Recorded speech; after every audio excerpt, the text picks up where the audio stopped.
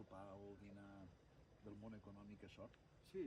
El poble d'Estac, al Pallars Sobirà, acollirà aquest dissabte la presentació d'una georruta que vol posar en valor la caldera volcànica que hi havia a la zona. Data de fa 300 milions d'anys, concretament de l'època del Carbonífer, i és un cas gairebé únic al Pirineu i dels més ben definits del sud d'Europa.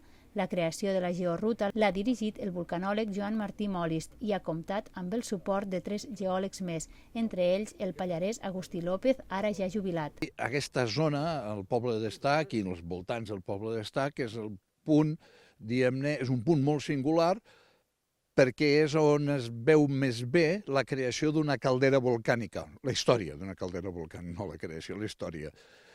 Una caldera volcànica no és com un volcà que deixa anar les laves, sinó que és una explosió de materials piroclàstics, però solament aquests materials que surten amb una mena de núvols ardents i que circulen amb una gran violència i arrasa tot el país. Això va passar fa 300 milions d'anys. La creació de la georruta ha comptat amb el suport del Parc Natural de l'Alt Pirineu i l'Ajuntament de Soriguera. Busquem que les oportunitats que té el territori intentar aprofitar-les al màxim.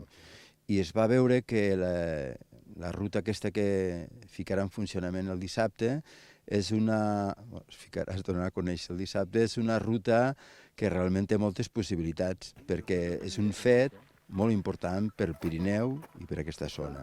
Està clar que aquesta georruta és un impuls pel poble d'Estac i pel municipi i per la comarca.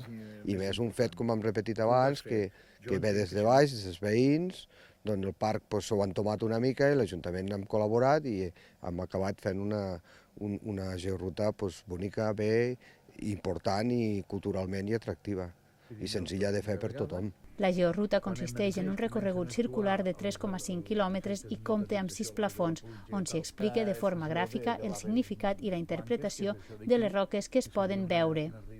Que és una lava que quan surt del cràter, o de l'esquerda, perquè més